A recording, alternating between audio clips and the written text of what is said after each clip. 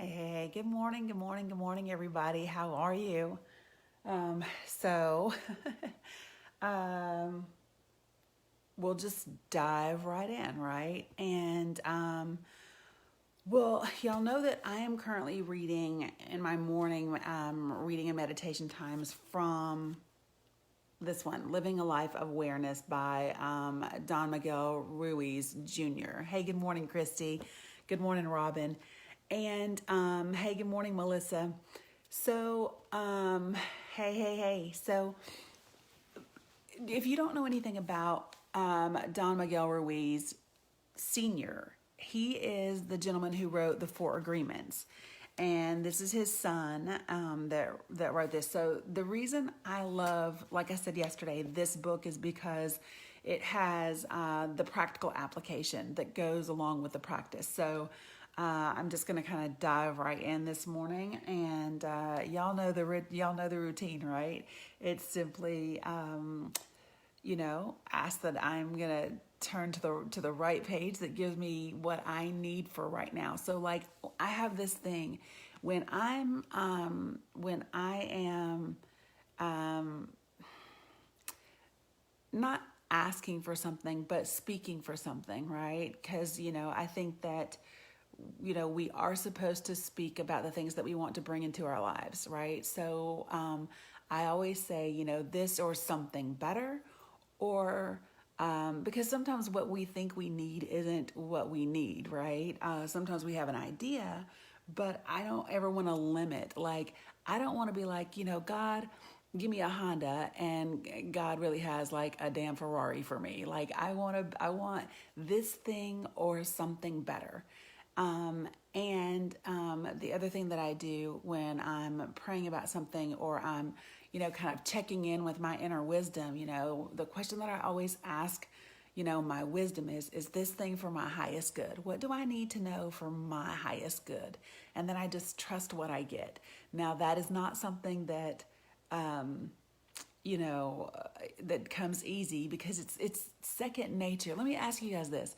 Have you ever wanted something or had an idea about something, and as soon as you get the idea, or you it comes to you, you second guess yourself, because you're like, okay, is that just me, or is that really from God? You know what I mean? Have you ever done that, to where you're like, you second guess the answer that you get, because surely to goodness the answer that you get isn't going to be what you really hope for. It's almost like when we get an answer that gives us what we want, we second guess it, don't we? Good morning, Stacy. So whether you believe in whoever God is for you, so I want to be clear about something. I'm very respectful of people's beliefs, and non-judgmental about them. So when I use words like God or creator or whatever, I want you to know that I'm talking about the creator of all things. And if you believe in that, great. If you don't believe in that, great. I don't want you to feel like I'm trying to force anybody to think the way that I think. And I don't push religion. But what I have found for me, I like to be all inclusive, y'all. Okay, so, but for me, when I think that that's human nature. When we have a good idea that makes us happy, that feels good, we second guess it, because surely to goodness, the thing that we want to do, the thing that makes us happy, it can't be the thing that God wants for us, which is crazy, because of course that's what God wants for us. Of course that is what the Creator wants for us. But like, who do you think gave you goodness to start with, right? So anyway, when I do my morning ritual and my morning readings, the question that I always say before I open the book is, show me what I need to know for today. What's for my highest good? What do I need? So this is like my way of saying, remind me of what my inner wisdom already knows, right? Good morning, Pam. So here we go. So I'm going to open this sucker up, and we're going to see what we get today, right? Ooh. Good Lord. Sometimes this is not always great. It doesn't feel good because you're like, oh, good gosh, am I doing something? Or am I getting chastised right now? So, okay, let me share with y'all what I got. I'm gonna hold the phone and then I'm gonna turn the screen around. Okay, so here we go. So give it a second to clear up. There we go. Blame. You gotta love this, right? When you point fingers at others, two things occur. First, you get stuck in the mindset of blame and its counterpart, defensiveness. Weren't we just talking about this the other day? Blame is stuck energy. It's one that creates cyclical thinking. So it's in cycles, right? Cyclical thinking as you justify your side of the story, your position, your right to feel like a victim. It might feel powerful in the short run to deflect some of the burden, but in the long run, it is draining and non-productive. Second, you make other people responsible for your happiness. This isn't a responsibility most people want, and it's also not a reasonable thing to ask anyway. Making your happiness contingent upon the behavior of others is a dead-end road. What you are basically saying is when so-and-so changes, I'll feel better. When you give up the habit of blame and take responsibility for your own actions, reactions, and responses, you are free to choose again with a fresh perspective. You will become lighter, shedding the old coat of blame and step into the light of self-awareness and growth. So what's the practice? The practice is imagine there is no longer any blame in your world. There's no finger pointing. There's no judgment about someone else, what someone else should or should not have done. How would your perspective shift? What new actions would you take if blame were erased from your being? With awareness, make today a blame-free day, right? So, okay. So I love this because, like, literally, we were just talking about this the other day on one of my lives when we were talking about, some of the racial issues. And how many times have you seen this? If you believe such and such and such and such, or if you do such and such and such and such, then you are part of the problem. How many times have you seen that over the last 2 months on social media? Well, you are the problem.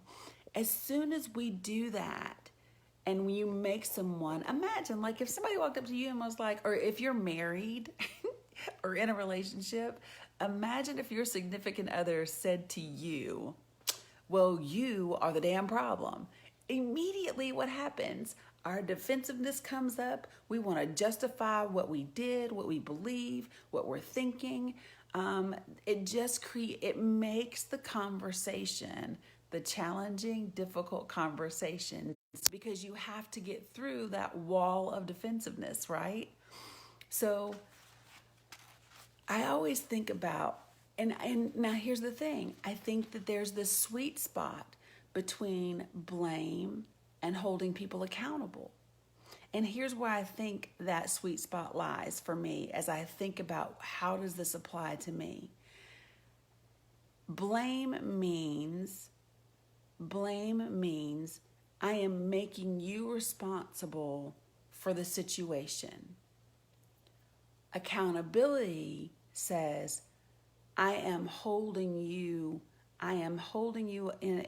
accountable. I am making you responsible for what you said or what you did.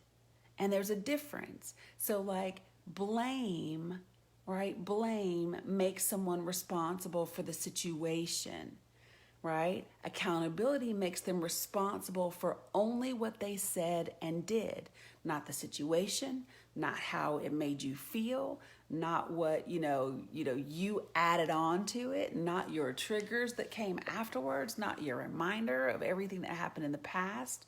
Am I making sense? When I think about the distinction, because for me, I know that some people don't believe this, but I truly do want to live a life of contribution. And I do want to create a space where we can have difficult conversations. And I want to do that without compromising who I am, without compromising what I believe to be best for humanity. And sometimes that's not always comfortable. However, my goal, even when I put things up on my page, the intention is not to shame someone. Now they might feel ashamed. They might feel guilty. Whether it's because of me putting up something that you said or did, or whether that's me putting up facts that make you uncomfortable about your beliefs. But I think that there's a difference. And this is where self-awareness and mindfulness is really, really critical, because no one else can ever tell you your motives or your intentions. Only you know that, right? And if you aren't being authentic with yourself about who you are, you'll bullshit yourself. You will. You'll bullshit people and you'll bullshit you, right? But when you are fully bought in to living a life of awareness, and when you are fully bought in to creating the person you desire to be, then authenticity is not even a question. Like, it's a requirement. It's non-negotiable. It's part of how you live life, right? Being aware of the things that are good, not so good. And as soon as I say that, I'm using words that everyone uses to make a point. But I don't believe in good, better, best. If I use those words, it's because I want people to understand the point that I'm making. But let me explain to you guys what I mean about I don't believe in good, better, best. And y'all tell me if y'all are following me. I like feedback. I like feedback, so talk with me. I know it's early as hell, but talk with me. So here's what I believe. I believe that we do the best we can based on who we are and what we know at the time. Not what we know, but what we know. So what that means is I might know intellectually that I need to solve a problem. I might know I need to lose weight. I might know I need to go to the doctor. I might know I need help with my finances. I might know those things. But if I don't know in my heart that I deserve for those things to be fixed, that that God's got me no matter what happens in that process, if I don't know that I am always going to be safe and secure regardless of what happens, right? Then even though I know, I might not do anything about it. And I'll remain stuck in that situation. We all have an area of our life where we are stuck.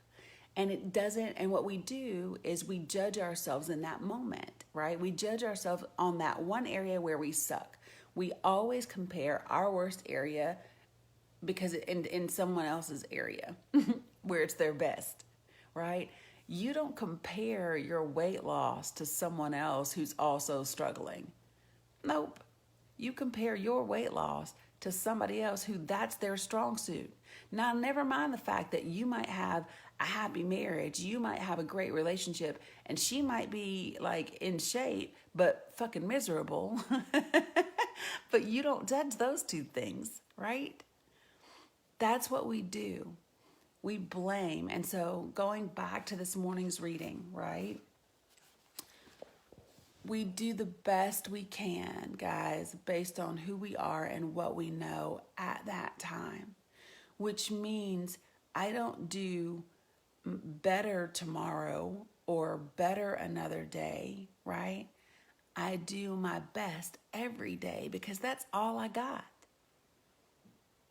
I don't have anything else, right? So on a day that I wake up and the sun is shining and my body is not hurting and whatever, my best is going to look like this. On a day that I wake up and I'm tired and I'm hurting and, I'm emotionally drained, my best is going to look like this. But in both of those instances, my best is the same. It is my best. Robin, So let me ask you this. Are you a bit of an analyst? Do you analyze things all the time? So, like, before you attempt something, are you trying to figure out how to do it and make sure that you get it right? Because I find that a lot of people who are analytical will also do that. They get themselves stuck because they're trying to do it the right way instead of just doing it and working with whatever happens. Yeah. So follow me, guys.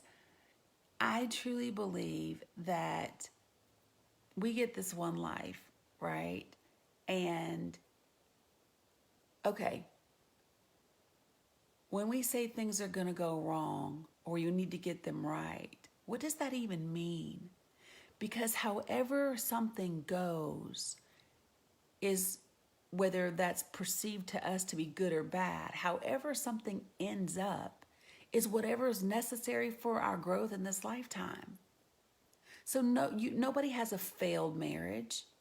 You have a marriage that resulted to teach you the lessons that you needed to learn about relationships and about partnerships and about unions, right?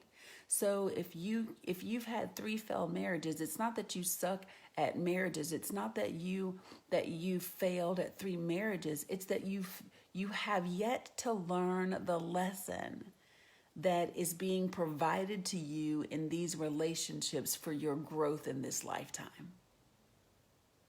Am I making sense?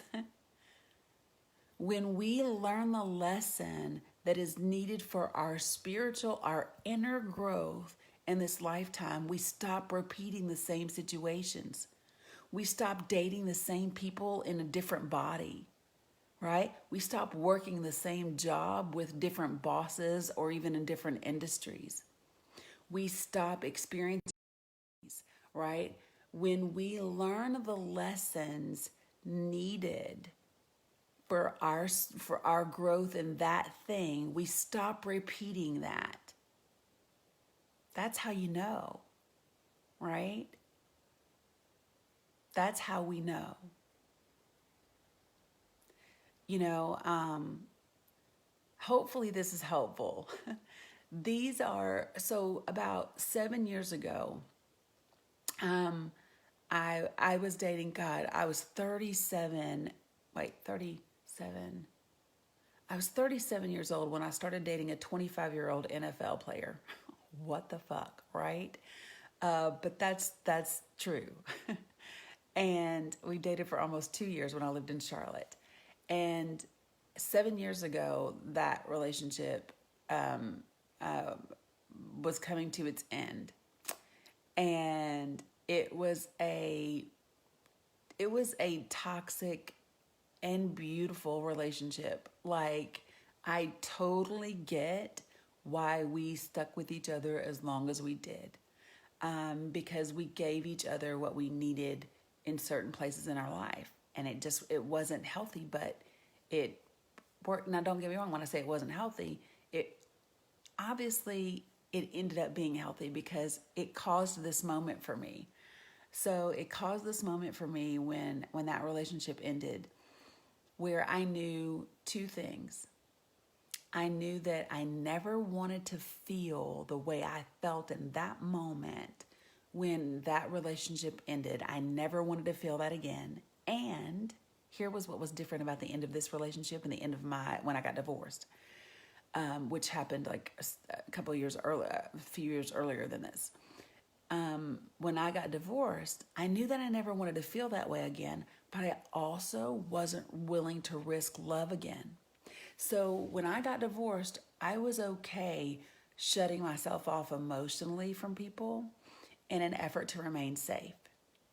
So when this relationship ended, I knew that I didn't want to ever feel that way again, and I knew that I wanted to experience love, not attachment, not lust, not dependency, not toxicity.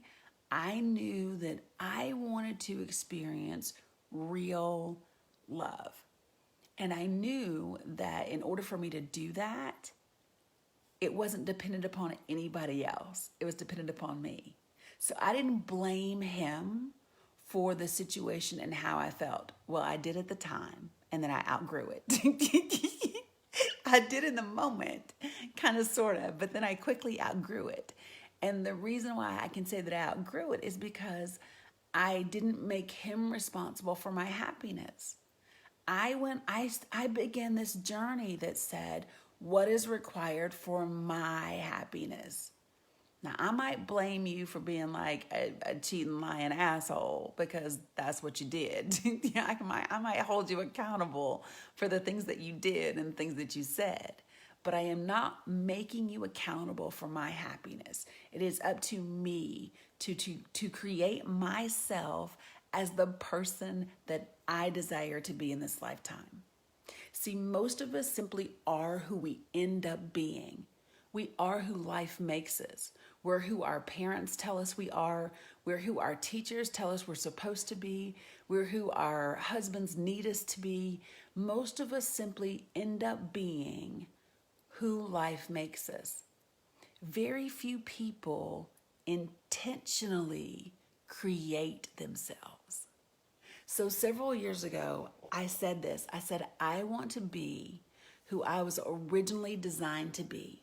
So if I could be who I was before anyone ever hurt me, before anyone ever left me, before anyone ever disappointed me, before anyone ever frustrated me, before I ever felt a negative emotion as a result of someone else, who is that perfect, innocent being, and who do I need to be like her? And that's what started me on this journey 7 years ago. Now, of course, the journey started long before then because life is a continuation of things. But that's the moment where I intentionally said, this is who I want to be. When I left my divorce, I intentionally wanted to focus on me, but I still didn't quite get it. You know what I mean? So in this morning's reading, when I circle back to this, to me, the greatest distinction that I take away from this is that when I blame people, two things happen. I have to deal with their defensiveness, and then I get stuck looking for them to make me feel happy. So, like, one of the things that I had to think about with the healthcare industry and with Ballad, guys, is I had to be okay with whatever the outcome is. So my happiness or my satisfaction in my efforts cannot be attached to the outcome because I know that I am not responsible for other people's choices. I can only do what I can do. I can't make other people fight for their health care.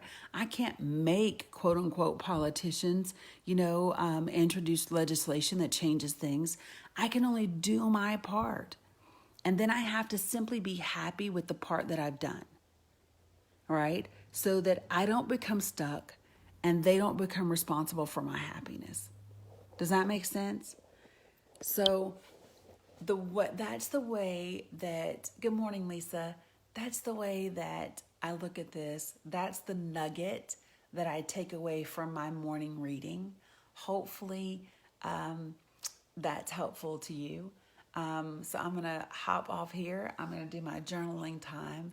And then I'm going to get my workout in and my shake. So y'all know those are my 4 things that I do in the morning. So I appreciate you all. Believe it or not, this live is holding me accountable and helping me get myself back on track to being who I desire to be in this life and who I was before Ballad. All many people know about me is Ballad Health, but I had this whole other life before then. This stuff is the stuff that makes me super duper happy. I love growth and these types of conversations because I know how powerful they are. And so that was my big aha moment last weekend was I had to remind myself who I am, you know. You guys have a great day. Be amazing. Be light. Be love. Peace.